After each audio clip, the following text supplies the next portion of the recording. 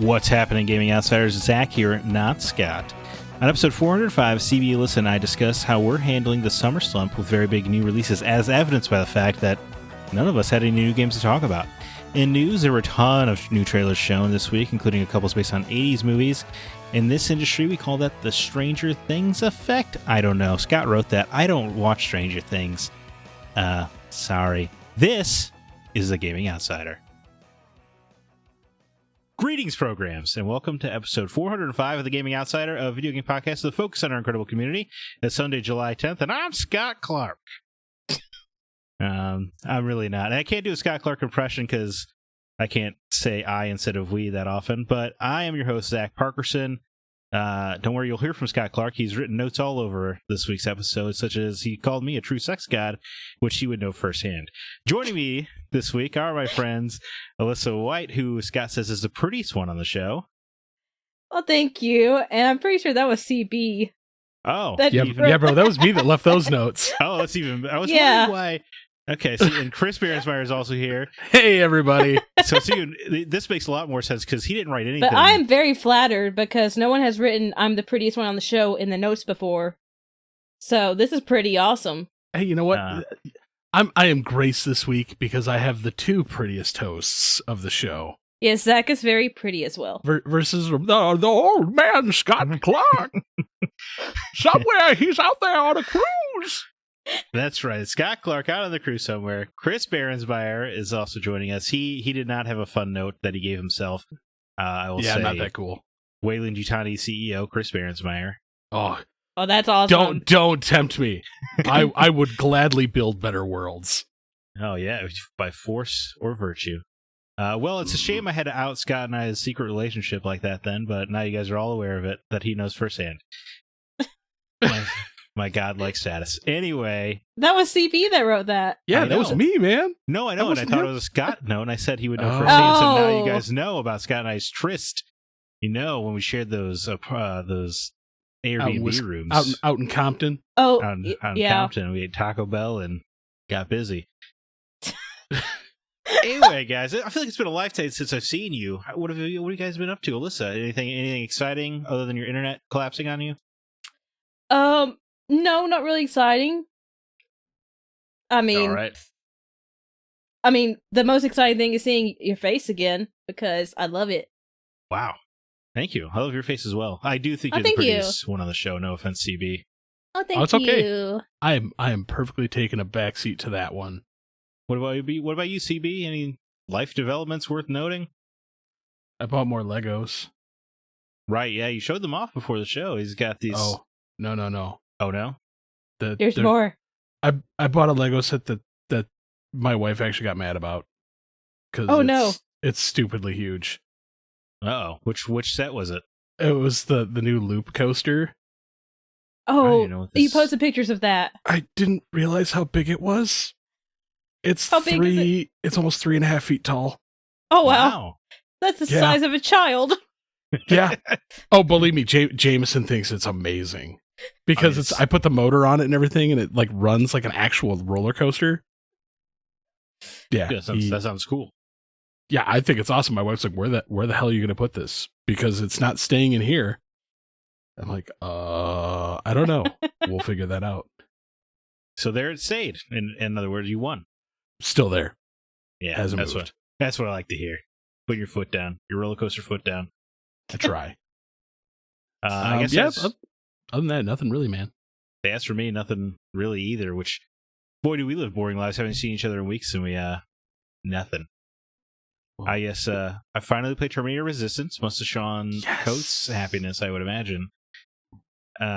It's really fun. I'm pretty sure I told you the same thing. No, yeah, I've heard it a lot, that Terminator Resistance was good, and, as perhaps the only person in the world whose favorite Terminator movie is Salvation, I kind of feel like I'm living in that future apocalypse that I like that thing. So it's fun. Yeah. It's I really wanted more of it. I want like a second one. I haven't beaten it yet, but it seems like it's only going to be like 10-ish hours. Which it's not long. Yeah, I like that. And it's kind of got these... It has the obviously everybody has probably played this already, but the levels have like this somewhat open-ish thing to it, but you can explore all of it. You can get from end to end in 2 minutes, and it's just kind of like densely packed with buildings to explore. It's cool when you get these little weird side quests. I wasn't expecting a hub area in a Terminator game where you just BioWare style go around and talking to everybody. Well, that sounds cool. I haven't played this game before, so It's really neat. It's a pretty solid gem. I will warn you though, it is almost impossible to find a physical copy. I play mostly digital now, so that's not an issue for me. No, that hurts to hear.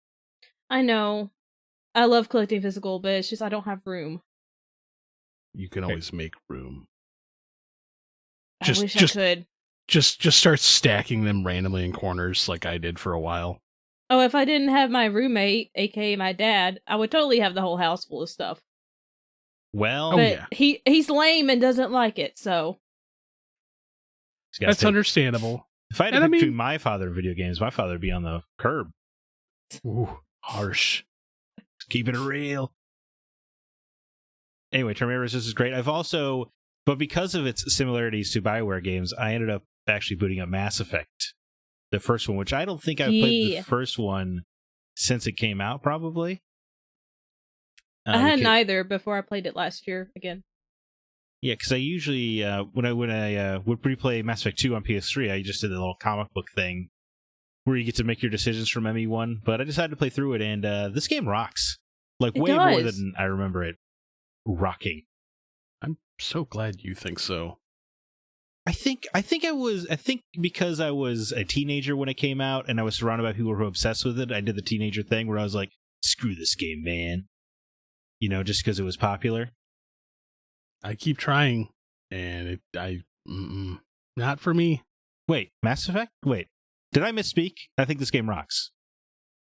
Yeah, I'm still saying that. I keep trying that one, and it ain't for me.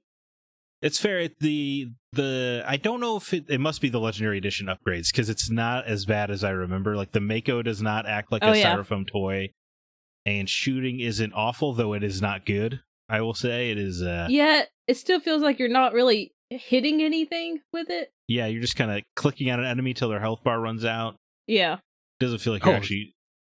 So like Avengers. I mean, this is better than that. But I'm having a lot of fun, just like cruising around the galaxy in a spaceship, and all the side quests feel like I'm watching a quick episode of Star Trek or something.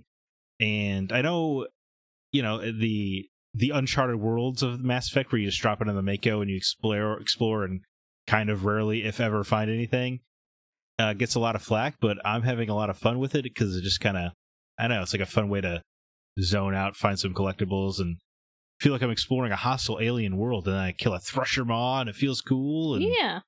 Garrus rocks, but Rex is even cooler. I know. I love both of them.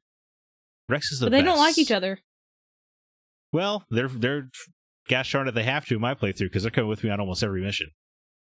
Oh, they did on mine as well, but they always fought with each other. They always take jabs at each other in the elevators. And in the Mako. Oh, nice. Yeah. The load times are not what I remember, which is great, because the load times in the first game I remember being laughable. Yeah, they're definitely shorter now. Yeah. So anyway, that's Mass Effect. Shout out to Thomas. He got me that game some time ago. Anyway, CB, what have you been playing, my friend? Well, I'm just about wrapping up Stardew Valley. I've entered year 3, and I've pretty much completed every quest. Wow, that's a lot of Stardew Valley. I really, really love this game, man. Like, it makes me happy. Like, it's my comfort game. It's just one of those, like, I'm burnt out. I'm gonna play some Stardew. You have a rough day. I'll just take it with me to work. Be sitting in the back of an ambulance, driving on the way to a call. Be like, I got some time to harvest some crops. Somebody's screaming for their life. You're just harvesting your grapes. Oh, no patience. But other ways. So lights and sirens go to the call. Be like, yeah, I got some time. I'll be fine. So do you have a wife yet? Do you have a wife in Stardew Valley? Oh, yeah. I chose Emily. Okay. I don't know any of the characters, but I need Yeah. She the got blonde audience. Well, that's how she sounds. She sounds a little freaky. Yeah, you never know, man. Hey, that's cool. So that, and I am still playing some House Flipper. Which I've heard is all the rage. Dude, it's actually pretty good. I'm not gonna lie. And before the show, Alyssa and I were talking about it. We just found out that there's DLC for this game. Yeah, I didn't realize this until one of my followers, Ricky McKnight. I don't know if you're listening to this podcast, but thank you for informing us that there was DLC that Scott would love called Garden Flipper. Yeah. So I will be downloading that so I can make some nice, peaceful Zen gardens. Wow, sounds miserable. I'm glad you guys are liking it. It's like, it's definitely not a Zack game. Nay. So yeah, Alyssa, you've been playing it too, huh? I have. I just started it today because I was just looking to chill out and relax, and CB had talked about it last week on the show, and I had another friend on Twitter rave about it. So I'm like, okay, I'm going to check it out for a few minutes. 3 hours later, I'm bleary-eyed, and I look at the time, I'm like, oh no, it's almost time for the show. Wow, okay. It's just so relaxing. And one cool thing I noticed was there are cockroaches in some of the houses, but it comes up with a pop-up screen that says if you have, I forget what the name of the phobia is, of cockroaches, you can go to the option menu and they turn into glass. So if you have a phobia of cockroaches, you can change them to glass in this game. Like broken Which I shards thought of was- glass? Yeah. Huh. Which Well, I thought was kind of cool. Did you hear how when we were talking about this, what was it, last Yeah. week? How you get Yeah, rid of the last week. cockroaches? Yeah. How do You just vacuum them up. Yeah, you vacuum them. Like, literally There's pull out a gonna be vacuum and They're Is that just the going to be secret? living in the vacuum cleaner.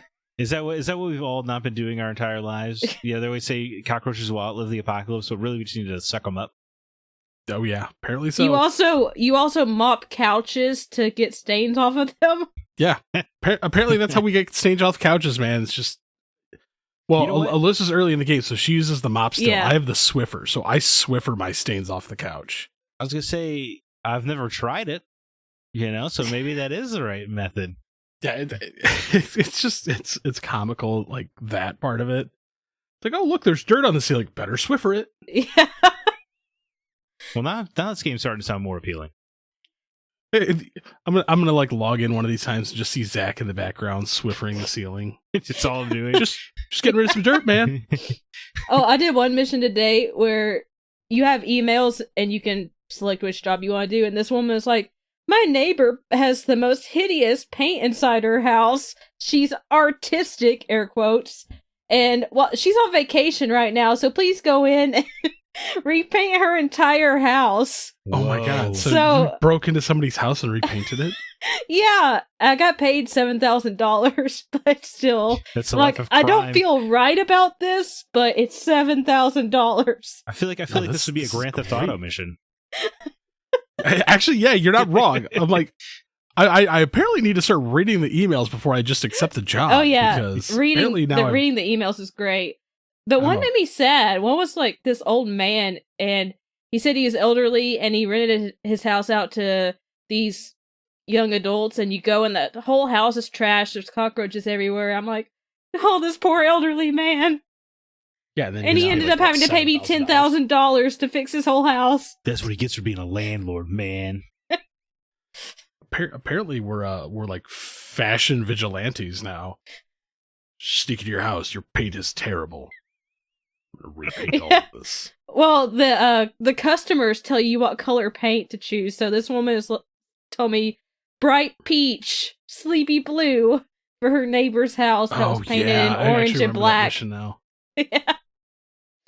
But by the way, if they just say like orange, you can choose like weird oranges. Okay, I haven't gotten that option yet. It's always a specific color, so Yeah, it's definitely fun. All right, man, guys. It sounds more and more fun. Probably never going to play it my entire life, but it Hey, sounds. you know what? It's still free on Game Pass. it is. Sounds great. Well, what do you say we guys hop into the news, huh? Let's do it. Yeah.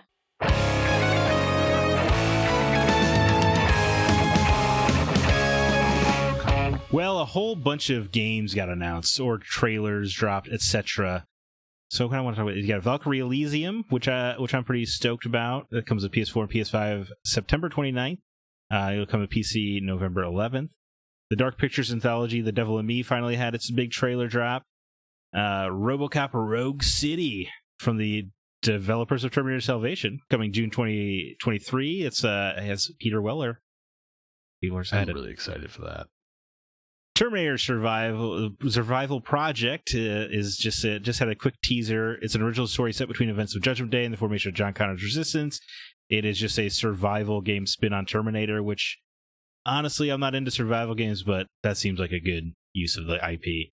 Skull and Bones finally had its gameplay overview. God of War Ragnarok finally had its release date announced November 9th. Lord of the Rings Gollum had a new gameplay trailer. That's a bunch of announcements. How about, what do you say? What do we say we go over these before we hop into the bigger news? Yeah, I'm okay with Yeah. this. Yeah, let's. Scott Clark's not here. We can break the tradition. Yeah. Yeah. What are we doing? What am I This is doing? the Gaming Yeah. Outsider show now. Right. Scott Clark. The Gaming Outsiders are in charge. Yes, the outsiders on the inside now. Not the old man. The Legend of Zelda is really cool. Let's start with. I want to talk about Valkyrie Elysium because I think it looks like the third person action RPG, like 7 out of 10 that I desire. The 7 out of 10. Like it does So not. just aggressively average. No, that's a 5/5, and it is called Assassin's Creed Odyssey. Valkyrie Elysium looks like just this kind of like run of the mill mid tier action RPG that I want, man. Like this is I like these kind of games. It looks pretty though. It did. It is funny to see, like, this is the third entry to the Valkyrie franchise. It started PS1 with Valkyrie Profile. Yeah. And it's just funny to see them talk about Ragnarok and stuff now, considering that Norse mythology is everywhere now. When the original game came out, it was like a fun little niche idea. Yeah, it is. Man, it really is feeling like the year of like Norse, or the last few years of just like Norse. The half decade of Norse. But I've never played a Valkyrie game, which is fine because they also announced they're porting Valkyrie Profile Lenneth, which is the PSP remake of the PS1 game, to PS4 and PS5 as well. And if you buy the digital deluxe edition, it comes bundled together, basically. Oh, that's Ooh. cool. So I think it's pretty cool. I like that Square Enix is exploring all kinds of budget ranges. It's not just $300 million games or little like indie looking games. Like this looks, this looks like probably a $60 million game right here. Cool. Yeah. We need more of that. I mean, hey, I like Square still, man. I'm glad they're doing their thing. They make some boneheaded decisions like selling Tomb Raider in its studio for $300 million, but what are you gonna do? Sometimes you just do the things. Chasing that NFT money that's already vanishing. But I assume, CB, you're pretty excited about the Dark Pictures anthology, The Devil in Me. Oh, I'm sorry. Oh, Alyssa, me and Alyssa both are. Yeah. Oh, I'm sorry. Oof. We both like this series. Well, CB's face went very childlike. It did. when I kept it when I contained. saw the name. Yeah, your enthusiasm is contained. Yeah, have you guys played all the rest of them? I actually just downloaded House of Ash today. I have not played Little Hope or House of Ash. I need to. I have Little Hope. I do not have House of Ash. Well, then I have to ask you, Alyssa, what is it about this one then that makes you so excited? It looks like Saw, kind of. Okay. And I like that formula, and it's got Jessie Buckley, fantastic actress, Oscar nominated in it.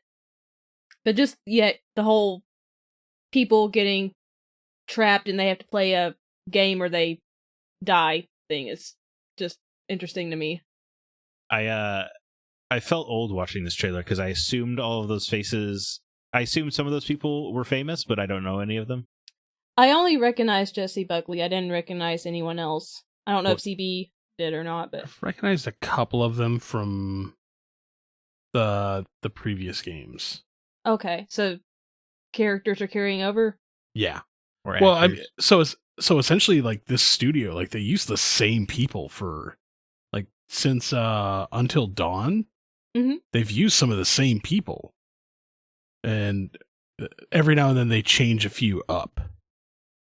Okay. So I'm just curious because I love this explore the environment gameplay with QuickTime events. Like I've loved the format, so right ever I'm since always... I think Indigo Prophecy was the first time I interacted with it. Yeah. So It's it's been around for a hot minute. Definitely true. Yeah, it looked cool, but I only played Man of Medan. I haven't played Little Hope. I don't know why I didn't play House of Ashes, because it looked awesome. I like the Iraq horror story during the war. Yeah, that's a really cool story. Yeah, I do want to play that one. I think the reason why was it came out at a very unfortunate time. It seemed like it came out into like a couple big releases. Okay. Well, I guess we're all kind of excited for this then. Well, I guess you guys are really excited. But yeah, it's the devil, man. Let's do this.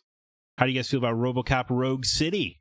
Dude, I'm always down for some Peter Weller love. I do love... I've only seen the first RoboCop, but I love that movie.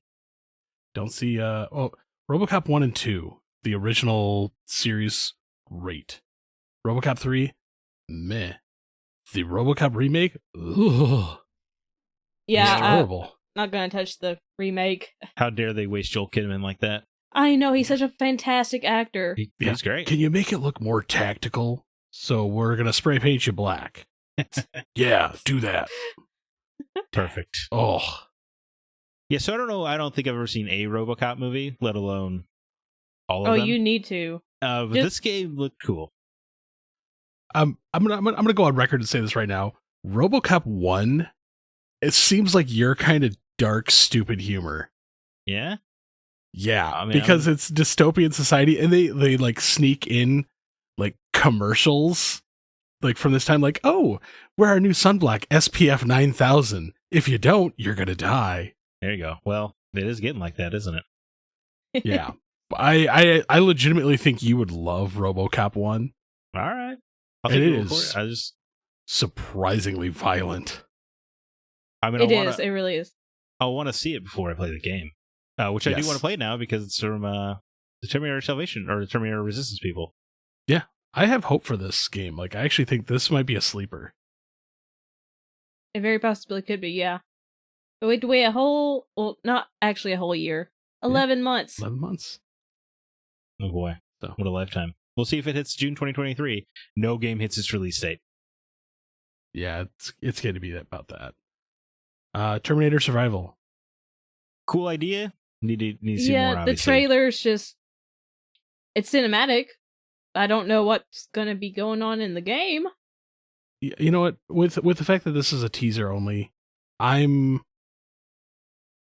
have hopes, but I've been let down before. If they did a Terminator like survival game, but in the style of like 7 Days to Die, I would absolutely love it. See, that's what I imagine it to be, because I feel like most survival games are, you know what you're getting when you boot up a survival game. So I imagine just that in Terminator, which is fine. I don't know if I'll play it. Maybe I'll buy it on a sale. You know what? It'll probably be on Game Pass. That'd be a good Game Pass snag. Yeah, I legitimately think this would do very well on Game Pass. Alyssa, are you a big Terminator gal? Oh, I love Terminator. Oh. The only movie I have not seen is your favorite. Salvation. I need to remedy that. Ooh, I don't know why I didn't watch it, but I need to try to find it. Salvation was a lot better than Genesis. I actually like Genesis. Yeah, it's spelled weird. Genesis. I actually like that one. Dark Fate was another one, right? That came out? Yeah, I like that one as well. Most recent. Was that also bad? It pissed a lot of fans off. When just I'm not going to be spoilery, so because there are still some people out there that probably haven't seen it, but within the first 5 minutes of the movie, I was mad. Yeah, I know what you're talking about. What a ringing let's endorsement. retcon your entire series for funsies. Oh boy, didn't they kind of do that for the new Halloween movie? Doesn't it kind of retcon things? Well, but see, John Carpenter openly said that he was making this as a true direct sequel to the first one. All right, fair enough. Whereas this was just like, nope, we're just going to scrap all this. All right. And Better move on before it gets too spoilery in here. Skull and Bones finally showed some gameplay. This game looks bad. Yeah. You know what? It even changed its name. Let's drop the ampersand. Yeah, that was weird. Yeah, what Is it happened? It classier? looked fancier. Yeah, Skull and Bones. They corporatized the pirate game. I do have to say, I don't like the naval sections in Assassin's Creed, and this is probably going to be an entire naval section. Yeah, I'm sorry, love the CB. naval section. I just don't like them. I want to be a pirate.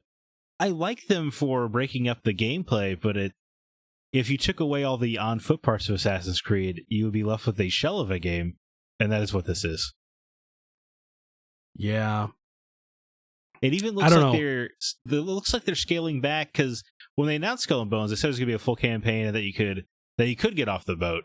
And this looks like it's really kind of toned. It looks like it's scaled down from what they said it was going to be.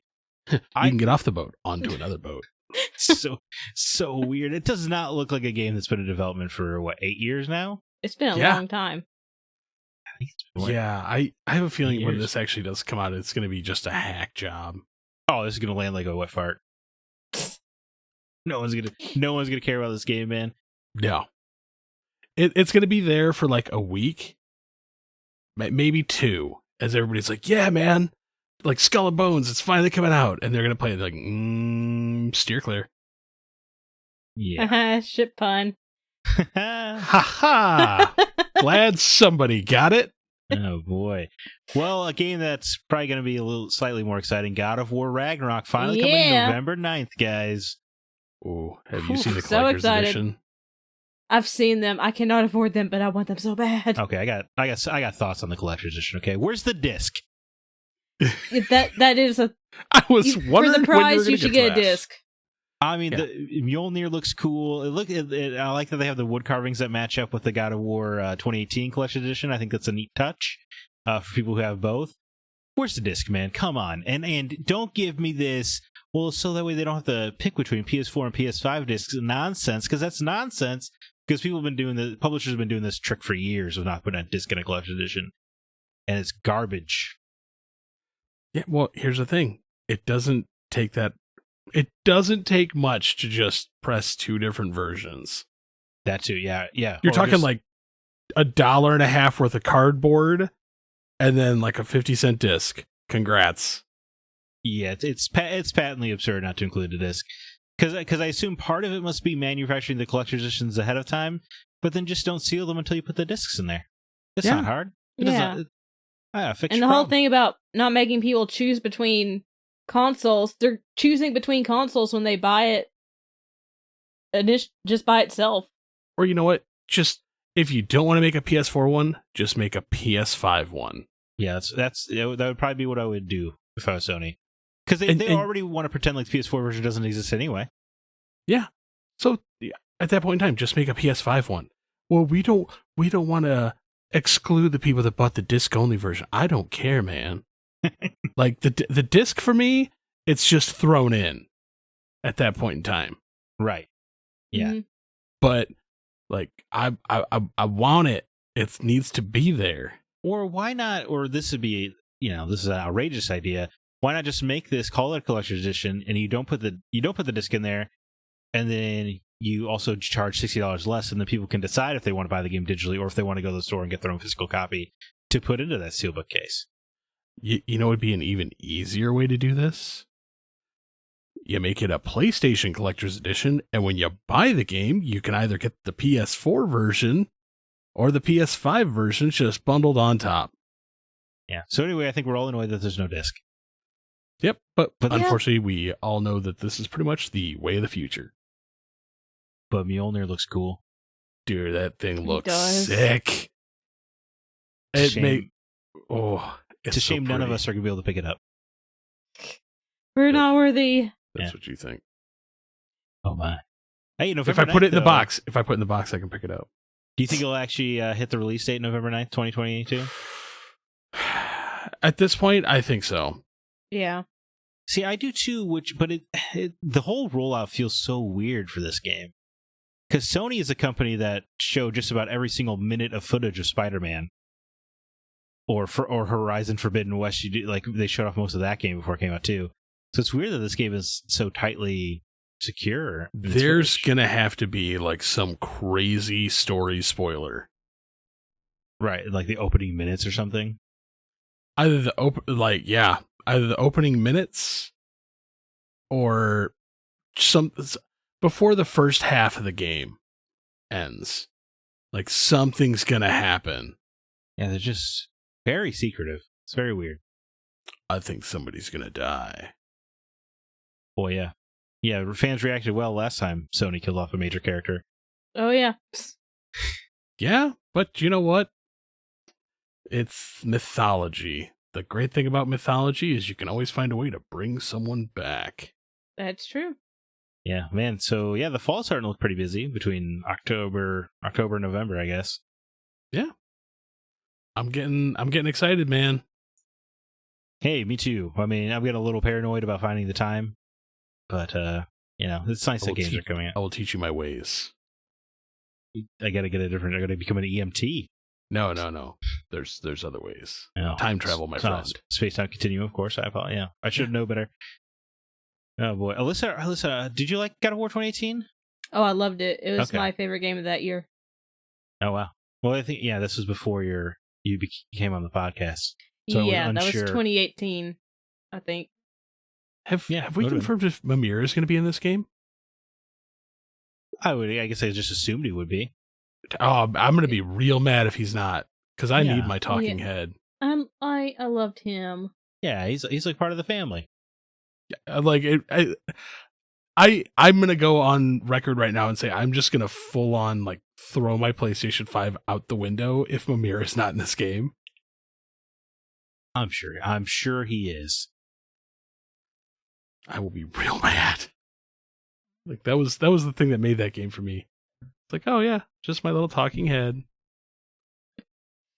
Good stuff. And then Lord of the Rings Gollum stealth game looks okay. I don't know who was out. I don't know who was asking for a Gollum game. Andy Serkis. He's not the voice of him in this though. He just really likes Gollum. Yeah, I mean he's dedicated. To be fair though, I'm gonna play it. Like, it looks interesting, just because it's been a hot minute since I've played a stealth game. Yeah, I definitely agree with that. I wish for the return of stealth games. I wish I could trust Ubisoft to make a new Splinter Cell, but they have proven I should not trust them. So maybe it'll be towers. Yes, it'll be towers and chicken fighting. But this Gollum game looks okay. Yeah, maybe I should check it out just so play a stealth game. Just get all the dialogue redone by Michael Ironside. Like, there we go. It'd be like, okay, so this is the Splinter Cell game I needed. I could probably afford him at this point in his career. Can't cost much. Probably. It's got to be a cameo.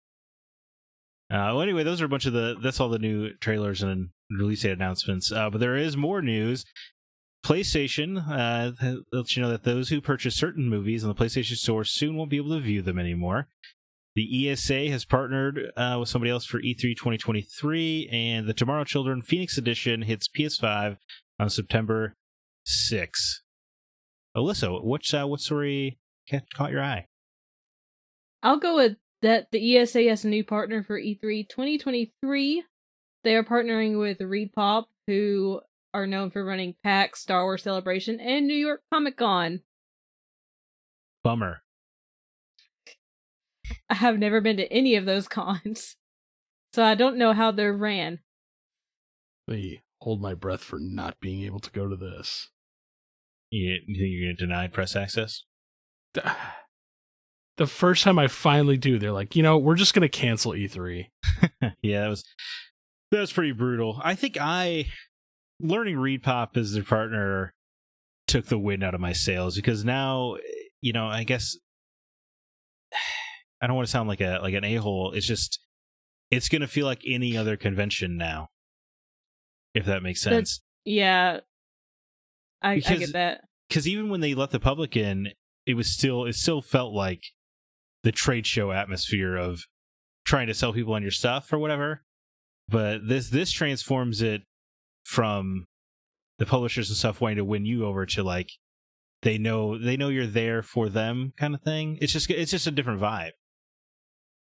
And It's going to be PAX Southwest. that's what I'm afraid of. Absolutely.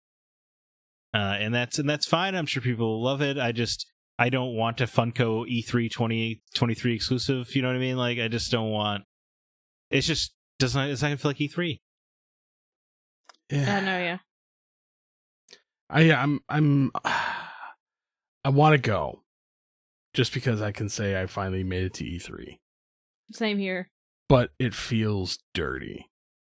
Yeah, that's why I don't want to like poo-poo on it too much, because now I feel like I'm weirdly privileged having gone to E3 before all of the shutdowns and this restructuring that happened with E3.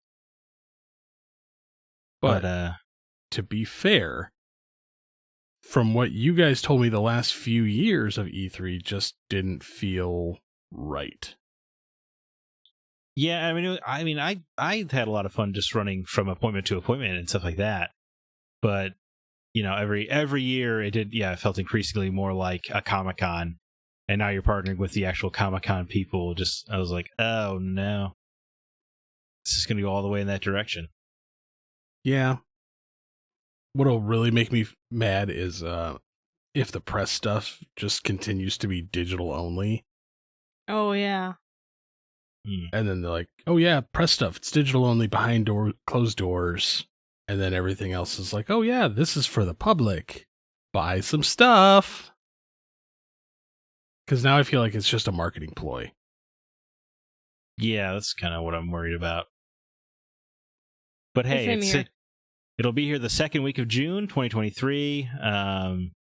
Kyle Marsden-Kish, ReedPop's global VP of gaming, said this E3 will be recognizably epic, a return to form that honors what's always worked while reshaping what didn't, which to me sounds like it will not be epic at all, and it will 100% feel different. Scott made a note here. I just had to point out that he says he's not going to go with us next year. He says we'll have to go without him. Scott, if you're listening, we're just going to drag you if that's the case. Yeah. What do you mean you're not going? Yep. You don't get a choice. Yeah. If I'm finally getting to be there, I'm dragging you with. And Alyssa's going to be there, absolutely. If I can afford it, unless I get you can kidnap me. I will not fight back. Road trip. Oh boy. Nothing weird about 3 dudes kidnapping a woman, taking her down to California. Nothing at all. California. Oh boy. I feel like I'm a criminal just saying that sentence out loud. Yeah, Scott, I know Scott's addicted to cruises or whatever, but we're going to have to yank you away. Yeah. Sorry, bud. Your wife can be mad at me. It's okay. She already is. She doesn't like me either. Anyway, CB. Let's talk about the thing that makes me mad. Yeah, let's talk about how digital ownership is a hilarious concept. Yeah. So, as of August 31st, oh, by the way, we're going to be talking about PlayStation here and another wonderful thing that they're doing. As of August 31st, due to evolving licensing agreements with our current providers, you will no longer be able to view your previously purchased Studio Canal content, and it will be removed from your video library. So yes, you bought it, but now it's not yours anymore. Which sucks. Yeah, which is dumb. It's weird it gets to be removed from your video library. This is a lawsuit waiting to happen. You would think, right? I mean, it's one thing to guarantee you it's coming. It's one thing to not allow people to buy them after that date, but to completely remove them from people's library after they bought them, however long ago they bought these movies, that's really crappy. Yeah. Especially because if this turns out to be a thing, like people that like me that have Vudu accounts with literally hundreds of movies, and they could be like, hey, guess what? At any point in time, we can take any one of these away. Too bad. Yeah, I'm gonna be fighting. Yeah, I mean, I don't know why anybody would buy a movie from the PlayStation Store anyway. It just seems like a weird place to buy a movie. But you should get to keep it if you did. Yeah, especially like Apocalypse Now, La La Land, Saw, Hunger Games. These are not small movies. John Wick. You know, these are not these are Let not people indie keep pictures. Keanu. Jeez. Yes, stop taking Keanu away from me. And in true PlayStation fashion, no plans for refunds at this time. Yeah, No, I so- guarantee you they're going to have to walk that one back. Yeah. Yeah, I would think so. Because if it's something that you're doing and taking it away from people and then actually forcibly going into their consoles and removing it, that sounds like a problem. That seems awfully malicious. It does. Man, it kind of reminds me of back in the mid 2000s when the PS3, when somebody finally read through the EULAs and they're like, "Oh yeah, you don't own this. Like this console, it doesn't belong to you. It's Sony's. You're renting it." Do you remember that? Yeah, I mean, Yeah. and I remember instruction manuals used to say that too for when you bought a game on disc, but that maybe is true legally, but it's not true in practice because I have the disc. Yeah, it's like, Sony, what are you going to do? You're going to come to my house and you're going to try to take it away? Exactly. Yeah, Come on, let's play. This is all part of the corporate hellscape that they keep indoctrinating us into.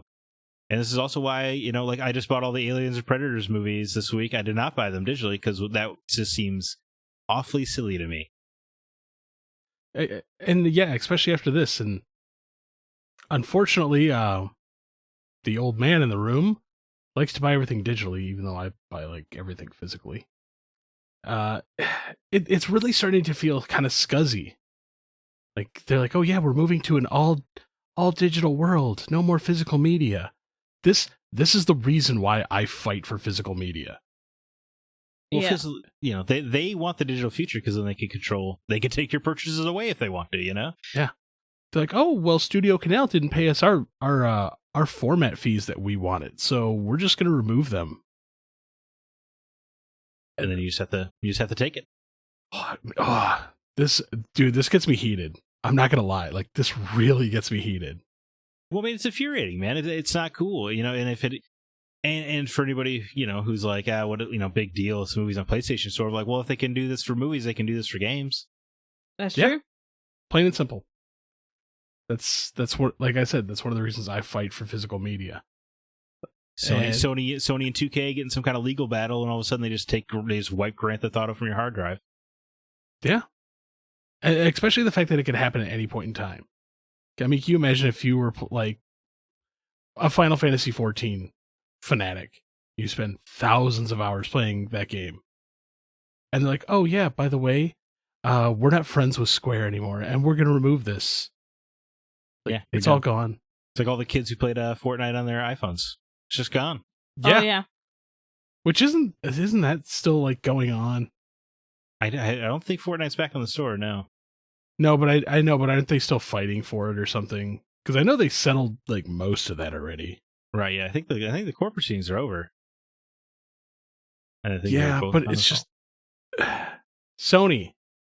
I love you. I've owned every PlayStation since the PlayStation 1. Stop making stupid decisions, please. I know, it hurts my heart.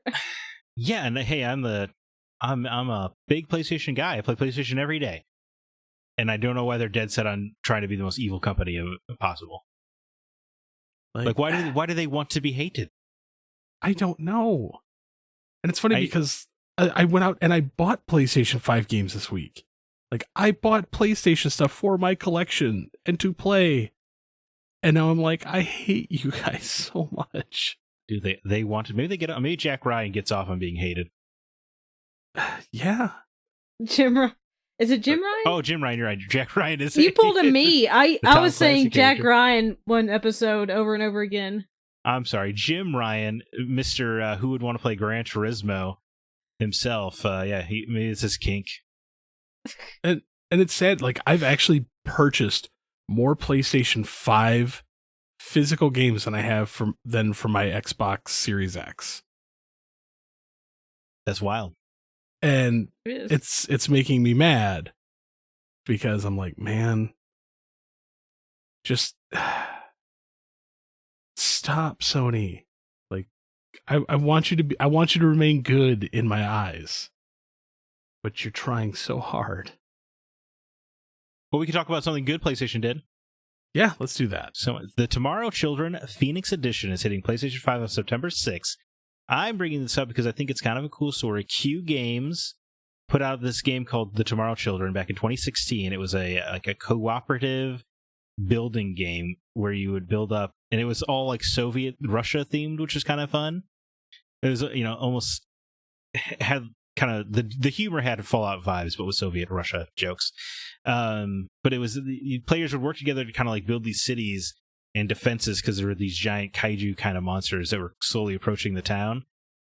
But it launched and it was really weird, and it required online access, even though like it was originally designed to be single player and co-op. But PlayStation wanted it to be this, they wanted one of their multiplayer hits. Anyway, it lost service like less than a year later. But Q Games, PlayStation sold them back the rights to the Tomorrow Children, which seems like a non-PlayStation move, especially in the current corporate atmosphere. And they're bringing it back. I think that's super cool, and they're touching it up.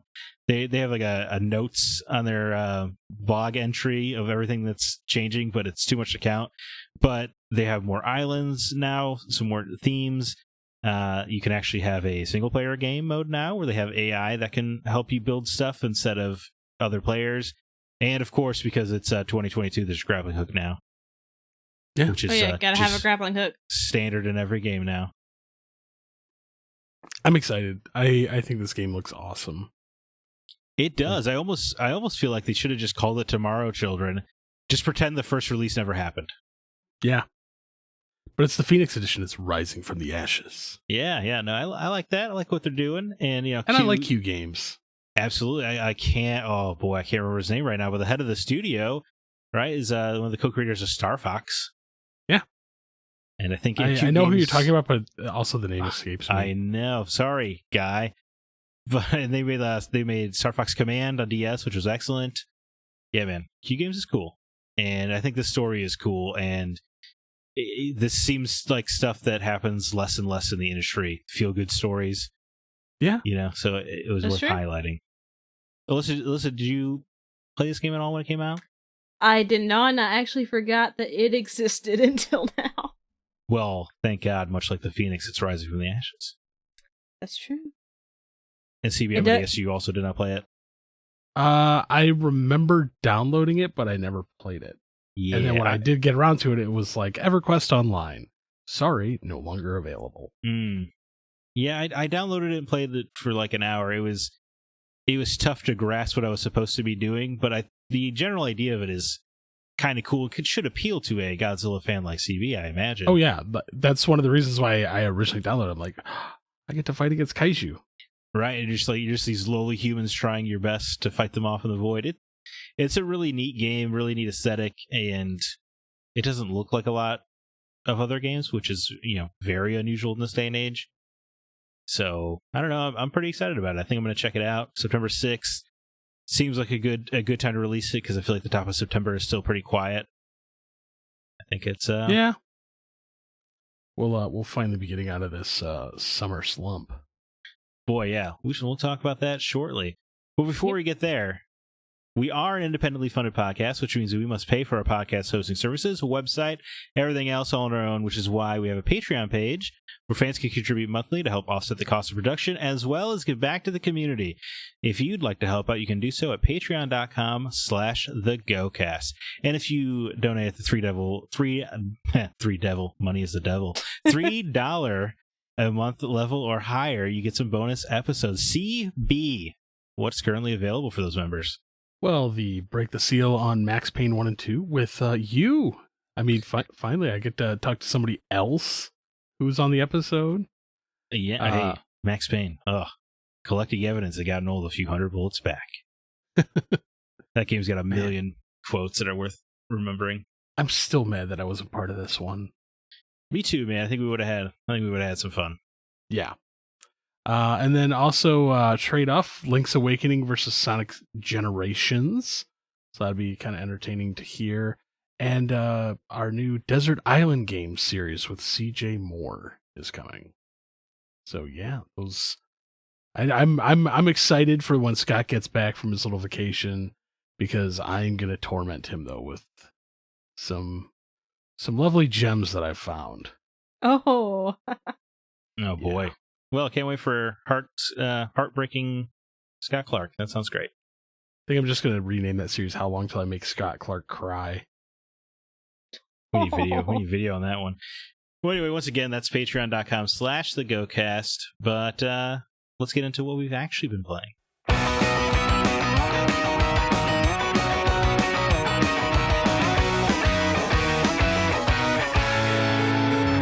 Well, let's go through the new releases of the week.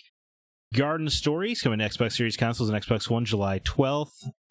Fist, Forge and Shadow Torch, which is that cool Chinese, made by a Chinese studio, but it's like the 2D Metroidvania. Ugh, why did I say that? Gear-gated game. Yeah, why did you say that? Just so I could have an excuse to, once again, emphasize how great Gear-gated is. Coming to Nintendo Switch July 12th, Hellpoint, which is a sci-fi Souls-like, coming to PS5 and Xbox Series consoles July 12th. Time on Frog Island makes its way to PS5, PS4, Xbox Series consoles, Xbox One, Switch, and PC July 12th. Loopmancer makes its way to PC July 13th. Escape Academy comes to PS5, PS4, Series consoles, Xbox One, PC July 13th. Eyes in the Dark, The Curious Case of Victoria Bloom, which is a cool title, coming to PC July 14th. Zell, which is like a sci-fi take on Zelda, coming to Switch and PC July 14th. The Future You've Been Dreaming Of lets you be a stalker of a waifu on PC July 14th. Pascal's Wager Definitive Edition was a mobile Souls-like, but it's coming over to Switch July 14th. Rune Factory 5 finally makes its way to PC July 15th. And then Pokemon Puzzle League, which is an N64 game, joins the Nintendo Switch Online service July 15th. Anything stand out to you guys, or are we still in the summer slump time here? It's gonna be a busy week for me. I just Really? want to... Oh, go ahead, CB. I'm gonna play some Garden Story. It's got that Stardew feel with combat. That's very true. Yeah, I guess I hadn't considered you're a Stardew diehard now. Well, I mean, to be fair, I've loved Harvest Moon and Story of Seasons. No, you're right, man. But that and Escape Academy, Which that will be on Game Pass, right? they'll both be on Game Pass. Okay, cool. The gift that keeps on giving. I can't lie, man.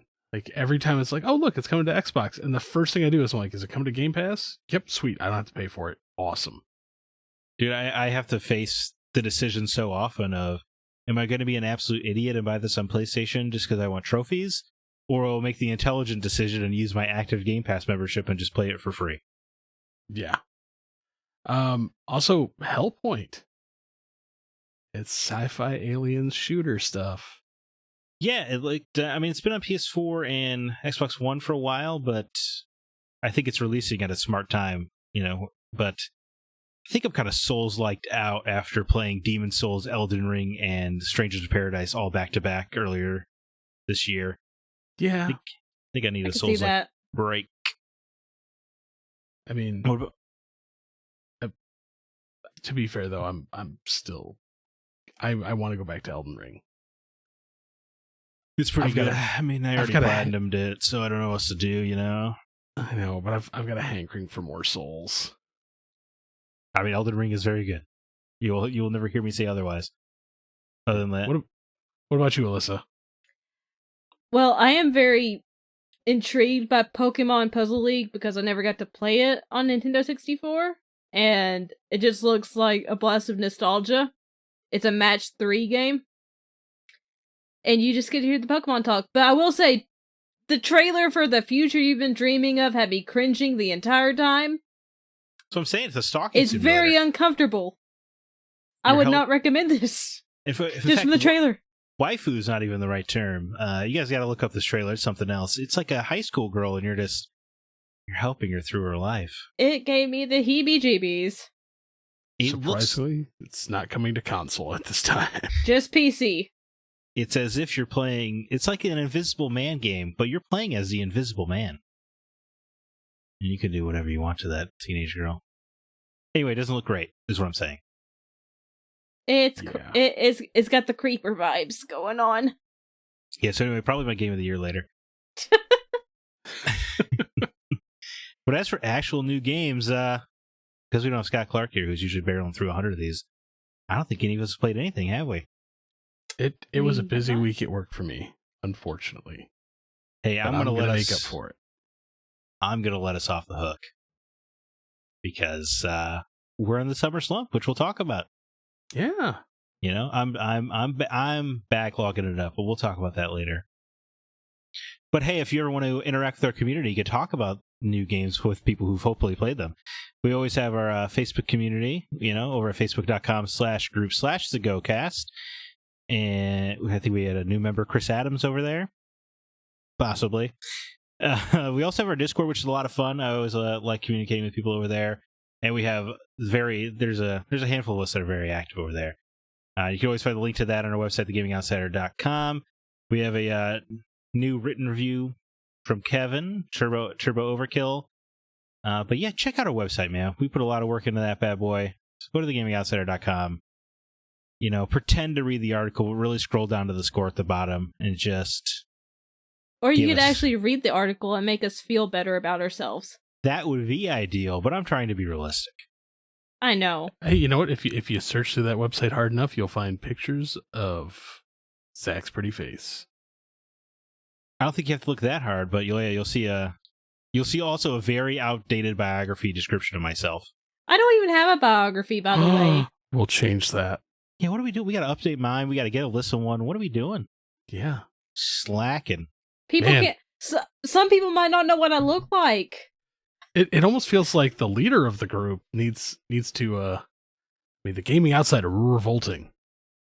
Yeah, Scott Clark doesn't know how the internet works. Yeah, I don't know. I just let Nate edit everything. I don't know how to do it. It's okay, Scott. We love you. We do love you, Scott. This is the Rip on Scott Clark episode, by the way, folks. I feel like we often rag on him when he's not here, but I guess in our defense, we also rag on him when he is here. Yeah, to be true. But much like the golden retriever I always say he reminds me of, he still loves us every week. Yeah. You know what? Now I'm never going to be able to unsee that image. Him as a very excited golden retriever. Yeah. Hey guys, just wagging his tail with happiness. Yeah. Good stuff. One of his. Anyway, let's jump into the from the outside in topic. What do you guys say? Sure. Okay. Before we just sort of twist the knife into Scott Clark. Yeah, let's move on.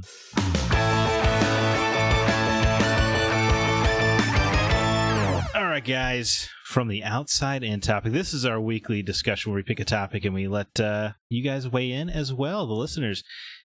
This week we want to talk about the summer slump. And you can tell it's definitely summertime, which traditionally means there are fewer big releases compared to other times of the year. But I would say 2022 is definitely slower than most, at least in my experience.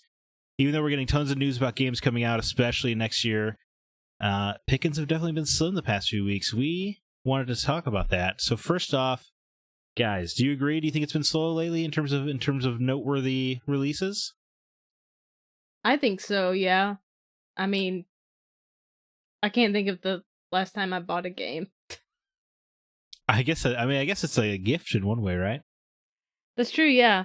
I mean, I'm catching up on Tiny Tina's Wonderland. It sounded dirty. I know. Tina's Tiny. No, it's not. But yeah, it doesn't seem like there's anything really releasing this summer unless I'm just blanking it out. So it does kind of feel like an indie summer. Yeah, it feels like a time to go on Game Pass and try out some of the games or go to our backlogs and play some stuff that we wanted to play but didn't get to at that time. Yeah, what about you, CB? Yeah, I feel like we're in a bit of a slump. Unfortunately, with the hiatus of E3, like we don't have that like pinnacle at the beginning of the summer to be like, yeah, gaming. I mean, not to say that the companies aren't putting on their own little like things, but it doesn't feel as impactful. And then like you're like, okay, you're riding the high of gaming. And so you have the stuff looking forward to in the future, so you're okay with the not as big titles. And so now that we don't have big titles and even smaller indie releases, yeah, for me it feels like a bit of a slump. Yeah. I mean, I think I agree with you guys. Although I gotta let Scott Clark weigh in here because he insisted on forcing himself into the show even when he's not here. He says, well, I agree there aren't a lot of big AAA games being released right now, probably due to COVID being an issue the last couple of years. There's still way more games than I could find time to play. I'm not going to let COVID take this conversation. Yeah, I'm done with COVID as the excuse, and I understand it used to be, but at this point, my job has figured out how to work remotely in many departments, yeah, it's been figured out. And I know that they still like to use that for every delay excuse. It just rings hollow though. Yeah, it really does at this point in time, mostly because the majority of people are all back to work. And I've seen before where AAA companies can pump out a game in like less than 8 months. It happens. So there's no excuse. Like, you can't use COVID as an excuse anymore. Well, I mean, you get, like the Olde games were made entirely remotely. Yeah. Yeah. Like it's just, oh, yeah. Obviously when everybody was transitioning, of course it led to delays, but we're past that now. For sure. Well, especially, like, granted, you don't have all the people to bounce ideas off, but you develop on a computer at work. I'm sure you can develop it on a computer at home. Well, I'm sure you could get a Zoom call. I mean, yeah, it's not going to feel, the energy is different. There's no doubt, but it definitely can be done. As for me, I think we're in a slump. I don't feel like the past few summers have been slumpy, which is a strange word to say, but something about this year just does feel like some sort of drought. But I'm not super complainy because I'm enjoying going to my backlog. I think it's just weird, like every big release has felt like it's a collection of old games, like the Klonoa collection's coming out this week, or the Shadowrun collection came out a couple weeks ago, or maybe it's just games that I was interested in. It just feels like there's a lot of like, let's fill out the gap here with some old games. Yeah. I mean, I will say it does seem like we're missing one or two big summer releases. Right. I mean, last June or June of 2020, right? Had The Last of Us Part 2, for instance. Yeah. Yeah. So I feel like the summer usually does have like one or two big games to talk about, but there's not a lot going on this year, which is fine. Or maybe I think part of it is I'm having a slump with the industry as a whole lately, where are the new ideas? But yeah, even the game I'm most excited about is Gotham Knights. It just looks like another action RPG. Just But hey, DC League of Super Pets comes out next week, guys, and I'm pretty stoked about that. Hey, there's a lot of great voice actors, or they're not in the game. I mean, DC Super Pets, a lot of actors voicing the characters. Yeah, well, they're making a DC Super Pets game. Oh, they are? I didn't realize that. Which is weird because you don't see movie tie-ins anymore. That used to be such a big thing when we were both kids. Yeah, I miss them dearly. I miss these mediocre action games that just happen to have They were Hugh very Jackman. mediocre. But they always had the actors and stuff. It was fun. It was cool. The Super Pets game just looks like Star Fox. Okay. Which is weird. And laugh, it morphs into Dinosaur Planet. Oh, God, wouldn't that be great? Zack's like, I found the game of games, boys. It goes from being good to being great. Once you get off that R-Wing, that's when that franchise came alive. But anyway, how do you two deal with the lack of super exciting new games to play during the time? Are you guys tackling your backlog, looking at indie games, finally finding time for some non-gaming stuff?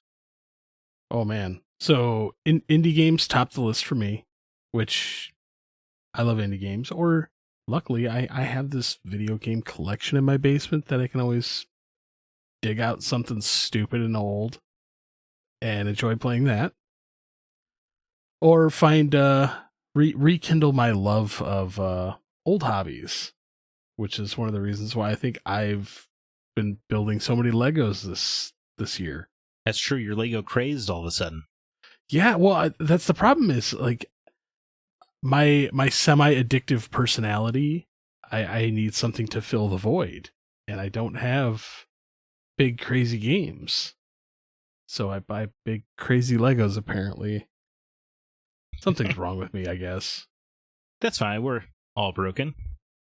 And you Yeah. could build yourself back together with Legos. Hey, you know what? I'm actually enjoying that. Like, No, hey, I'm happy for you. That's great.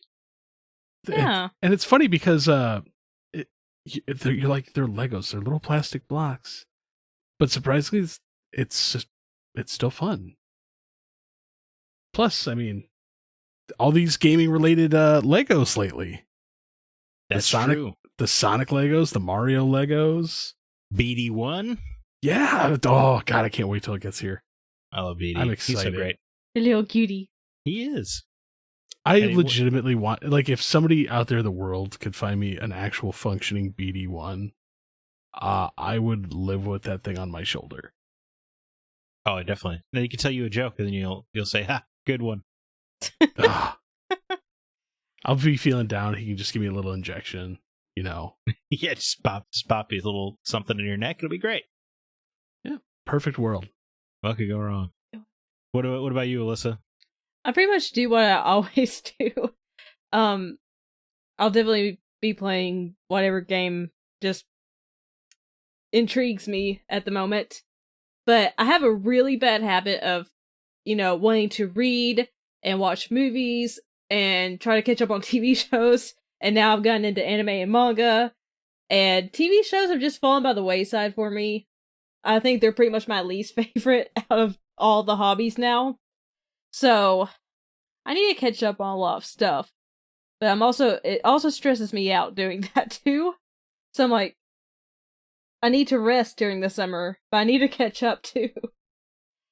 Summer And I know, rest. like, this is like, a lot of people would not consider this a big issue. It's just, I've got autism and OCD and several other things that make my brain just make me more exhausted in general. So it's just trying to find a balance. So I gotta find a balance this summer. Wow, that was a heavier answer than I expected. Ah, It's funny. It's funny you mentioned TV. I don't mean to make it heavy. No, I appreciate your transparentness. It's funny you mentioned TV because I feel like I've actually gotten more into TV with the summer slump. I feel like I somehow had convinced myself TV was not good, but then I watched 6 seasons of Justified in a month, which is very unusual for me. Usually that would take me about a year, but it was just so good. It was so great. Was it your first time watching? It was. Man, isn't that just a gem? I mean, that show is phenomenal. Absolutely phenomenal. It really is. It's got one of the best endings to any show I've ever seen. Yeah. It rarely does it. I mean, yeah, you're talking about Boyd Crowder. He's great. Oh no, Raylan. Oh, Raylan's great. Raylan all the way, man. They're both fantastic characters. And I like that I like that the show is about these two guys who closest brothers, but also hate each other to death. It's great. Oh, guys, watch Justified. Yeah. As I talk about it here on this video game podcast. but Scott, of course, weighs in. Summer is the time of year that most normal people love to be outside. But for people like me, it's catch-up time. Well, it's supposed to be catch-up time, but then my other hobbies and gigs get in the way. Well, on the rare occasion that there's nothing new I have to play, and I just don't feel like working on my backlog, I like to revisit some of my favorites. I recently restarted Ocarina of Time, which is a Legend of Zelda game, by the way. I don't know if kids have heard of it. It's a game I haven't played in years, but it's kind of refreshing to play a game just because I want to, instead of needing to. Thank you, old man. Thanks for weighing in, Scott. Hope you're happy I did it. That's got to be a wonderful Sorry, when you impression, read it that way, I imagine. immediately just imagine that he has no hair. I just heard He's probably twisted it all an off. old Southern man talking. Just all of a sudden, Scott's just like, bless your heart. Bless your little heart. No, Ocarina of Time's real good. I saved the princess. I'm not crying, I'm laughing, for anyone wondering. Yes, for those of you that can't see, Alyssa is losing it right now. And apparently my laugh sounds like I'm crying. This is why I was a soprano in choir. I gotta write down a new kink again. Oh, Unlocked. Yeah. As for me, I've been reading a lot of comics, which is not abnormal for me, but it's been even more than usual, and I've been having a hell of a time with that. Like reading I've been reading Grendel, which is great. Just some older stuff, which is nice. And yeah, I haven't been, and I have been doing my backlog a little bit. Like I played through Final Fantasy X. Probably took me longer than it should have, but now I'm finally getting around to playing Terminator, and I'm finally replaying Mass Effect, which I talked about earlier, but has been a gift because I don't think I was as into space sci-fi, space opera kind of as much back when I was younger, but now it's like crack cocaine to me, and inject Mass Effect right in my veins, y'all. I'll do it for you. You needed Please. some good space opera, didn't you? Since the rest of it's been disappointing. Oh, are you talking about? Oh, what are you talking about? The Kenobi? The Kenobi. My depression? Just maybe depressed every week? Yeah. How could you You know spend what this we much should money do, and Zach? look this cheap? What's that, We Alyssa? should buy a Garrus body pillow and ship it between us. There we go. Go halfsies on it. Be perfect. Ignore the stains. Wow. Or embrace the stains. Either way. This is getting weird, folks. Sorry. Anyway, thanks for sticking with the podcast so far. But let's see what the listeners had to say. What's going on with Alyssa right now? Since they'll probably be unsubscribing after this. Not just you, me and Alyssa, we're going off the rails here. Let's jump over to Facebook with CB, why don't you take the first comment? Yeah, Get us back on solid ground here. Sure. I will right this ship. Jordan Derringer writes, I just hit Platinum 197 today. Looking to finish Resident Evil 7, Final Fantasy 8, and Final Fantasy 9 this weekend, so I can make my 200. I make 200 my favorite game of all time. Which well, guess what, folks? Okay. Congrats, Yeah. Jordan, for He getting did your it! 200th Platinum today. He That's did it. awesome. Did he message all of us about this? Oh, he posted on Facebook in the group. Oh, okay. So then he had to message me. He messaged me on Discord about it, but obviously I'm not on Facebook, so that would be why. He got there. Congrats, Jordan. That's awesome, Jordan. I didn't realize. Yeah, I guess I didn't remember. That's cool that you lined up 200 platinums with Final Fantasy IX, the best Final Fantasy game, of course, and Jordan's favorite game of all time. Oh, classy guy. Yeah. He's also a pretty man. I don't believe I've seen him. His picture. He's got a cute kid. Now I gotta go stalk you, Jared. Not when you get jealous. No one will replace you, Zach. Thank you. You gotta get that Garrus pillow. I'm just curious, since CB mentioned that, so. I guess I didn't really consider the idea of going back and... What was the frown for, CB? Just to mess with your head. It hurts. No, It's funny because everyone's Alyssa's probably the one person on this podcast that pays a close attention to my facial expressions. Like Scott's just like, peon, get out of my way. Well, that's just because you're lesser than me. Well, you little whippersnapper. Please, all right. Some of the snacks I put out. Ooh. Let's not go down that rabbit hole. I don't want to get him too mad. All right, Alyssa, why don't you go ahead and take the next one? No. Okay. Hey, hold on. I had something to say about Jordan Okay. here. Jordan, Go ahead. I hadn't considered the idea of going back and polishing off some platinum trophies because I'm definitely close to a few. That's a great idea to use during the summer slump that I don't know why I didn't think of. I should go back there and get some of those. Farm for those materials, get that near replicant trophy. Platinum. How have you not platinum that? Well, it's not fun to platinum. That's why. Yeah, but it is near. I know. And I already did it. Well, I already did it once at PS3, and I just about wanted to strangle myself with the controller charger.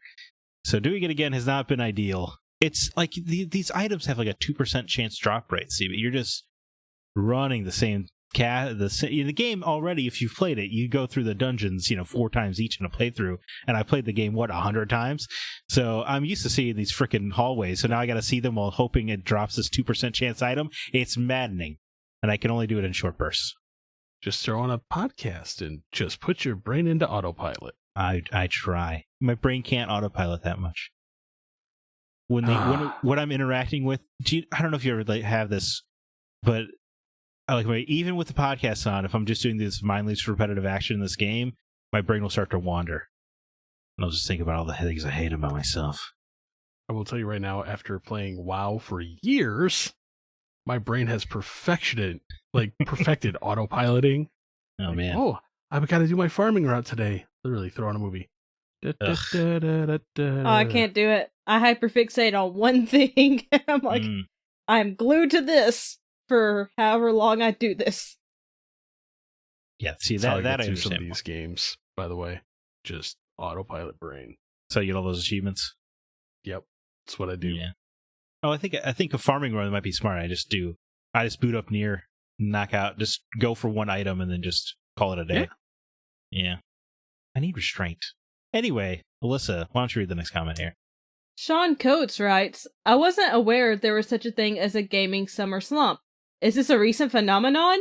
You think perhaps that the heads of the game industry got together with the heads of the film industry and came to an understanding. Summer belongs to movies, fall belongs to games, and the holidays are a cutthroat free-for-all. I'm kidding, of course. As for the games I play when there's a dry spell, lately that's actually been occupied by playing games for review. After that, I tend to just play recent favorites. Or perhaps I'll revisit games when new DLC is released. Jurassic World Evolution 2, for example, just had a big content expansion. I said expansion weird. Relating to the new movie, including a new campaign and building assets. Oh yeah, and there's always Game Pass. Yeah, Game Pass is pretty awesome for this. Yeah, to Sean's point, the gaming summer stuff definitely used to be a thing. I feel like it hasn't been in a while, so it's probably why it's noticeable this year. But it did used to be like, it sucked when you were a kid because you finally had all this free time and then no games were coming out. I'm going to say right now, like, because I know we've talked about this before, but it absolutely baffles me that these companies aren't fighting for like the late May, early June release windows. Yeah, give a kid a 100-hour Horizon game then, you know? Oh yeah. Yeah, because then I honestly think games would sell even better if you hit those windows. Because you're like, oh yeah, I got all this free time, I got this. Is there like some secret like parent organization that like bribed all the companies like, no, summertime is for kids to catch up on housework. Yeah. And play outside. Don't go on cruises. Well, play outside. I love the idea of a cruise, but there's no way I would ever go on a cruise in the summer. I'm too scared to go on a cruise. Miserable. Since I already deal with motion sickness, I don't want to deal with seasickness. Doesn't that sound ideal for you? No. I don't really like the sun. Yeah, there's going to be an awful lot of it on the cruise. I don't like the outdoors. See, well, no, I love the outdoors, but see, I've got this thing called red hair and fair complexions, so the sun is my enemy. No doubt. Oh, it doesn't like me either. I just burn. I don't tan. And then once my burn is healed, I'm back to being the pasty white that I am. Well, I mean, as you guys can clearly see, I'm a little bit red today because I was outside for 20 minutes. Wow. Wow. I seriously, like, I will burn in less than, like, 30 minutes. Like, horrendous. If I'm outside without, like, SPF 9 billion, within 30 minutes, I'm almost on the verge of a second-degree burn. Hey, you'd be perfect for the RoboCop commercial. Yeah. Just slather it on with a paint roller. Oh, good stuff. Yeah, I mean, Game Pass is a good, if you are looking for more to play. Yeah. But I think, I don't know. I like when I can actually turn to my backlog for a bit. Mm-hmm. Oh, yeah. I've got a few that I'm going to start chipping away at. It's tough because with the podcast and everything, it does kind of make you feel a little guilty when you're not playing something new. But you know what? I'm trying to let that go this year and just play Mass Effect for 70 hours. You hear me? Wow, that's a hard change of course there for you. I know. My life's changing before my very eyes. Chris Adams writes in, I found myself jumping into a number of indie titles.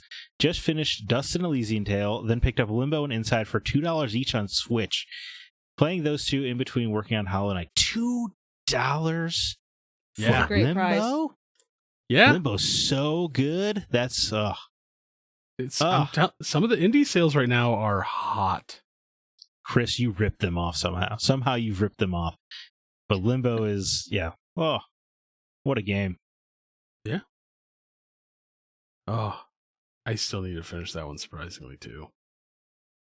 Man, maybe it's a show that hurts me. Because I had to play Inside right away because, there's a podcast and everything. But because I feel like I always got to play things when they're new. Wouldn't it be nice to go back and be like, $2? Yeah, I'll buy that. Oh yeah. Especially on the Switch, man. It's best console for on the go. Yeah, I gotta remember to turn my Switch on. I always forget it's there. Ooh. When was the last time you turned that on, by the way? Oh, I don't. Oh, man. Yeah, when was the last time I played my Switch? Is there a big update? Oh, no. What happened? You What? guys didn't hear about that thing that Nintendo sent out like a few months back? And if you don't turn on your Switch at least once every couple months, you have a good chance of killing your battery permanently. Oh. What? Yeah, they recommend to charge your Switch at least once every 2 months. What's If Well, you don't- mine stays on the charging dock. Okay.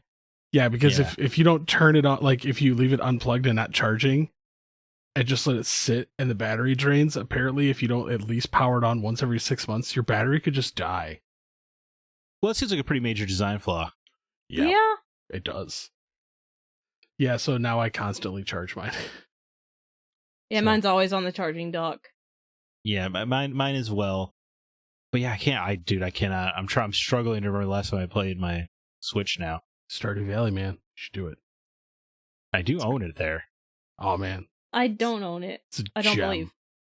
Alyssa, I actually think you would like Stardew Valley. I think I would too. I was really gonna- into Animal Crossing for a You can while, have a cat. which I know it's not similar. I do love me cats. I know. Hey, Stray comes out soon. Just wait for that. Then you can be the cat. I know.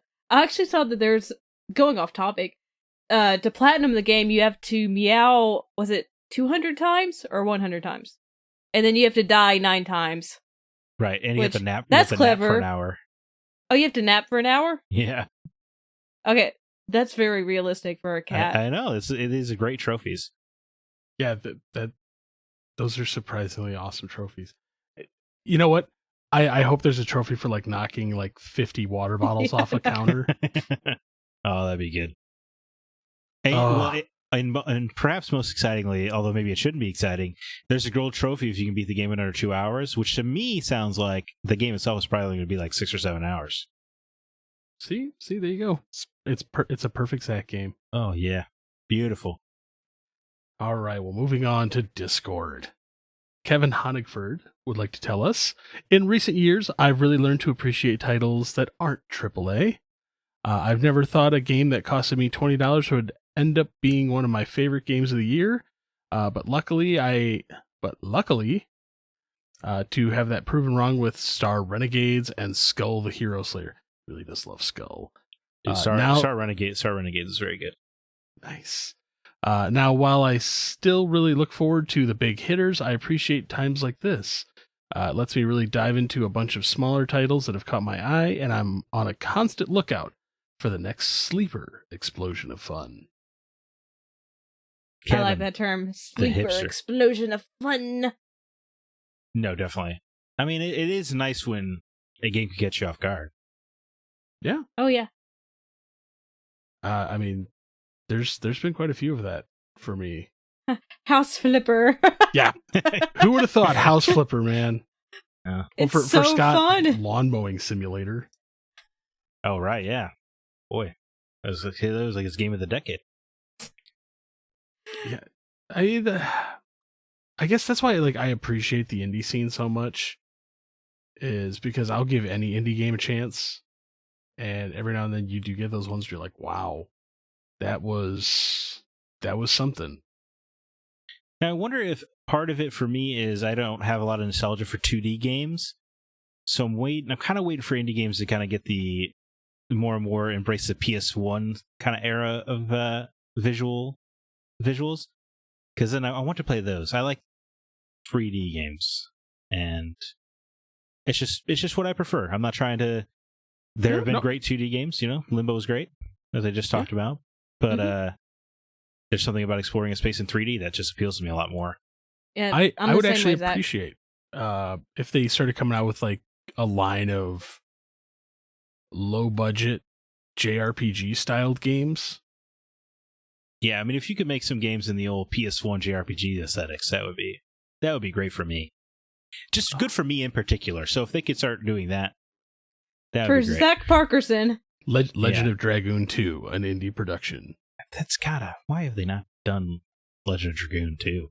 I am still baffled to this day. It's flabbergasting. Or more Vandal Hearts. Yeah. Oh, well, give me a follow-up to Vagrant Story. How about that? That game's great. Don't tear at my heartstrings like that, man. Yeah. Oh man. Brave Fencer Musashi sequel. Oh, don't tear at my heartstrings like that. I know. Oh, I love Brave Fencer Musashi, man. I know how to push those buttons, sir. Musashi's so good. So I want to play all these games and I never got the chance to. Oh, they're out there. Yeah, they're not on the $18 a month PS1 service that PlayStation has, but yeah, they exist. Yeah. And it surprises me that some of those games aren't. I don't know why they have such a paltry selection of PS1 games. It is awfully atrocious. It's really strange. And I also like all the ones they put up so far are funny because I guess I bought them all on PS3 already. So I just keep getting them on PS5. And I'm like, you're not doing a very good job incentivizing me to your service, that's for sure. Yeah. Except now you charge $10 for them instead of $6 like you did back on PS3, but shame on you. You know what, Alyssa? I may track down a PlayStation Classic and just mod it and put a bunch of these games on it and just be like, send it to you. Be like, here you go. Oh, that would be so awesome. Play the things. Alyssa, have you played Final Fantasy IX? I have not. Do you have access to a PlayStation? Wait, Jordan just do you have access to a PlayStation? I have a PS2, but I don't know if it works because I haven't turned it on forever. Oh, it probably works. I may just send you a copy of Final Fantasy IX. Be like, here you go. Oh, that'd be so sweet. It's pretty good. Bill Gardner writes, now that I'm playing a lot on my Steam Deck and digging around in Game Pass, I've been playing a lot of smaller titles and demos for future games. I played a good amount of demos for Agent 64 and Backpack Hero, along with Hunt Down and The Looker lately. I also dug into the backlog a bit and have been enjoying Dragon's Dogma. It's like an easier Souls game with a bit of Shadow of the Colossus with the ability to scale the monsters. Agent 64 looks rad. I hope it comes to consoles. It just looks like GoldenEye. But new. Man, the more I read about one of these, like, I really need to get my hands on one of these Steam Decks. It does feel like it's getting talked about an awful lot. It is. Yeah. I wonder if the Steam Deck could pair with an Oculus. I don't know. Couldn't begin to guess. My world. I think Steam Deck is cool. I just don't like I don't really like the scramble for fighting over text thing. So I'm patient to wait until it's readily available. Oh yeah, I'll pick one up when it's readily available. But I'm saying when it gets to that point that I'm like, if one just happened to appear in front of me, I'd be like, sure. Yeah, I think I might as well. I think it'd be like, oh, finally, I can play Star Wars: The Old Republic because I have a non-Mac computer interface here. Wouldn't that be nice? Yeah. Macs. I hate Macs. Anyway, people keep giving them to me. Dragons. Because you just keep asking the wrong people. Yeah, you're right. Dirty people in my life. Dragon's Dogma is cool. I had a game-breaking bug that erased all of my data back on PS3, so I haven't played it since then because it hurt too much.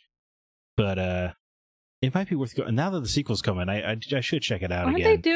Are they doing a remaster of it along with the sequel? I don't remember because they did one on PS4. I thought they announced during the Summer Game Fest or something that they're remastering the first one and then making the second one. I mean, yeah, that sounds entirely possible. I guess why wouldn't you? You know, but Dragon's Dogma 2 is an exciting announcement, regardless. Mm-hmm. And it's from the director of Devil May Cry 5, which was pretty baller. It was. So yeah, I think I'm gonna put that I'm gonna put that towards the top of the backlog list. That seems like a fun one to get through. Have you guys been checking out any demos lately? I downloaded the demo for Klonoa. I can't wait to try that out. Just have to get done talking to you guys. No, I haven't downloaded that one yet. Yeah, I haven't played the demo in a long time. All right, great. Mark Szymanski writes in. I was just actually sitting here thinking that like the last time I actually legit downloaded a demo. Well, I like Square Enix demos tend to be just the beginning of the game and you carry your save over. Mm-hmm. I do like that. Like they have one for Live Alive, which I'll be downloading because the game comes out 26, I think. So, would you consider a beta a demo? I guess so, right? I mean, that's basically what betas are anymore, just glorified demos. Pretty much. So then I know the last demo that I downloaded. And it was the Fallout 76 beta. Oh boy, that was a long time ago. I know. And you learned then and there never to play a demo. No, I still try to dabble in that game every now and then. I still enjoy it. All right. Anyway, Mark Szymanski writes in, definitely spending more time outside. Disgusting. Had quite a few outdoor chores to handle with the nice weather. I have a bunch of PS4 games to play. When I get back from vacation, Rogue Legacy 2 will be purchased on Steam. Meanwhile, I just started Luigi's Mansion again. Might restart Mario Odyssey again too. A couple of absolute fantastic games there. You know what, actually, even though I did try to put down the outdoors, I went to the Oregon coast the other day. I hear it's nice. It's only about a 90-minute drive for me now, and yeah, man, it is nice. It was fun. It's cool because I you know, the beach is there. That's great. Whatever. There's like a bunch of caves down there and stuff too. It was just kind of cool to explore and see stuff. There's a crab chilling next to me, my little crab buddy. Did you have a full-on like a Goonies adventure? Well, I went and saw the Goonies rock because it's right there, and it's fun. It's just funny watching everybody just taking pictures of a giant rock. But I also don't like the Goonies as much as other people, so maybe I didn't understand the hype. But it's fun. I did kind of have a Goonies-esque adventure, especially because I like went around this rock cliff face thing, and I tried to go back like 2 hours later, but the tide had risen so much that I would have had to just straight up swim to get back to where I was, and it was awfully cold, and I didn't trust it because the sun had set. It was quite an adventure, but I went down the beach the other way as the tide was like slowly coming in, so it almost felt like I was like, oh man, I'm on the clock here. Because at one point I was like, maybe I should just sleep here and just see how it goes, and then the tide kept rising. I was like, I'm going to die if I do that. We don't want you to die. Finally, some rich a-hole had dug their own path to the beach in their backyard, so I just snuck through their property. I looked at all of the signs that said no trespassing, you'll be shot on sight, and just kept walking and found my way back to the road. And then I had to walk back all the way down the road the same distance I walked on the beach to get to where the car was parked. It was quite a little adventure. Sounds like it. So yeah, don't go outside is what I'm saying. I mean, bad. You'll die out there. I mean, I'll listen to that any day. Yeah, Alyssa, you're living life the right way. Fair enough. All right, let's see. Last one on Discord, Drew Ross. With Game Pass, I never run out of something to play monthly. Right now, I'm playing through Far Cry 5 and Assassin's Creed Origins. See? This guy's got it right. Game Pass does the things. Oh, I didn't realize. Oh, Assassin's Creed Origins on Game Pass. I should probably play that. Yeah. That's the Egypt one, yeah? Yes, it is. Yes. Yeah, I should probably play that at some point, even though infamously I did not like Assassin's Creed Odyssey. Yeah, I think you'll dig Origins. I have not the played Origins. Is real good. Yeah, I do. I like the... But I've heard it's scaled back from Odyssey. It's like not as overwhelming. Yeah, no, I heard the same. Not. And I heard the main story is actually pretty good, and it's got a good romance between Bayek and his wife. But, yeah. So I gotta check it out at some point.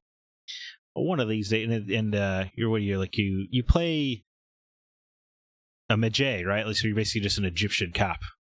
Yeah. Free. Yeah. So that sounds cool. I'm into that. Plus with Far Cry 5, man, you can finally see that ending now. Oh yeah. Oh yeah. I Play with Joseph Seed. God, every time it's so gross. I know. Every time I hear that Seed last family. name, I'm just like, ugh. That's a disgusting last name. My name's Joseph, and he's my seed. Ugh. I think you should actually download it and just play it so you can get the hidden ending for not doing anything. All right. I mean, that was pretty funny in Far Cry 4. I remember, where you just Pretty good in 5 too. you just basically get walked back to the bus or whatever. It just set my controller down and get a free achievement for doing nothing. Yeah. How long does it take to get the achievement? About 2 minutes. Oh, okay. Because it's just a cutscene. It's a cutscene, and rather than choose an answer at the end of the cutscene, you don't do anything, and things just happen. And All you're right, like, that's all. Oh, and then you you're got like, more cool. to- I've beat Far Cry 5 because credits will roll. well, yeah, okay. If that counts, then yeah, I'll tell everybody I beat Far Cry 5 without playing it. It'll be great. But anyway, that's all for this week's From the Outside In topic. It was nice being bummed out about the summer slump with you guys. I feel like we went off the rails a lot, but that's what we get that's what you get when it's just a gaming outsider. Yeah. Next week's topic is going to be about crowdfunding in the video game industry, because I guess we haven't talked about that in a while, and it's weird that it's kind of continued to be a sticky issue for 8 years now. Yeah. Like it's getting worse, man. People want you to crowdfund their consoles these days. Anyway, even though we learned the lesson from the Ouya, you can always write in, to the topic, whether it's Facebook, Discord, Twitter. You can also call our phone number, 3477-GO-CAST. Any day now, someone will call that. Yeah, I actually would love to hear some of your voices. And Give we'll us play it on the those. show. Yes, everybody can hear your sultry tones. But that'll do it for this week's episode of The Gaming Outsider. Alyssa, CB, thank you for being here as always. But Alyssa, do you have any parting words before we get out of here? I have been watching the latest anime on Netflix, which is called Bastard. Heavy metal dark fantasy. There we go. And I know there was an original movie or series in the 90s, but I never watched that. And it's definitely not for children, so no little ones. But it just has a 90s feel to it, and it's just dark and gory, and I'm digging it. They live in a land called Metallicana. Love it. And it's just, it's weird. Sometimes it's a little cringy, but it's just so interesting. And I can't wait to finish it. So if you're an adult and you want, an anime that feels like it's from the 90s, but it was actually made in recent years. Probably I don't know how long ago it was actually made, but it was released this month. It's on Netflix. And 13 episodes, 25 minutes apiece. Nice. Perfectly manageable. Yeah. What about you, CB? Anything? Other than the fact that I'm currently I need some TV show recommendations, because now with The Boys being over, Umbrella Academy being over, Stranger Things being over, I'm lost. I am in a void. So Well, you can always watch Lost. I've already watched it like 4 times. Oh, so good. It is, and I still actually enjoy the final season, even though it's kind of weird. Yeah, hey, me too, man. I loved it. So, for those listeners out there, definitely I dig on the sci-fi. So, help me find something, preferably at least 4 seasons plus. Did you ever watch Orphan Black? No. I really like that show. Okay, might have to check It's that 5 out. seasons. Perfect. I'll probably have it done in like 2 weeks. Just say I don't have any recommendations for you. I'm not well versed. I've heard The Expanse is very good. Yeah, that's actually I've been on heard my it list too. So, The Expanse. I need to rewatch Babylon 5. Oh yeah, that I've never watched it, but it always looks so cool. Same Yeah, here. It's definitely one of those, because I was always like a Star Trek and Battlestar person. So Babylon, I was like, ugh. Oh, if But you wanted to now- get into Doctor Who, there are plenty of seasons. I can't. know. I've tried. It's I know. evil. Yeah. Oh, I liked all the David Tennant stuff, but then I felt like that was a good time to walk away. He is the best Doctor. See, Like I want to like it, but every time I've watched it, I'm just like, ugh. it does kind of feel like the sort of sci-fi wackiness you would enjoy, but Yeah, I guess not. there's just something about that show that I'm like, I think I would rather pull my toenails off. Well, don't watch Doctor Who. Yeah. I'll Yeah. try something else, man. As for me, I'm just going to recommend Justified again because, guys, it's exquisite. I really haven't watched a show that good in some time. Yeah. You know, That- From that first episode, man. I mean, it's great, but I got to give a special shout out to season 6 because I feel like often the final season of a show can kind of flounder until it gets to the ending, until it gets to the finale or whatever. But every episode of season 6 was like almost nail-bitingly good. Like I couldn't stop watching it. I was so excited for every scene that was happening. It was unbelievable. What a masterful final season. I don't know if I've seen a final season that good. Like it's just truly excellent. I have not watched Justified, but I've always wanted to. Maybe one day I'll just get the It's on ambition Amazon. to power through and Why not? watch all of it. It's on Hulu. I get it Netflix so I can watch other things again. But anyway, thank you so much for listening. The Gaming Outsider is produced by Nate Lucas, and all of the music you hear is written and performed by Grant Henry of Stemage and Metroid Metal. You can find him at stemagemusic.com.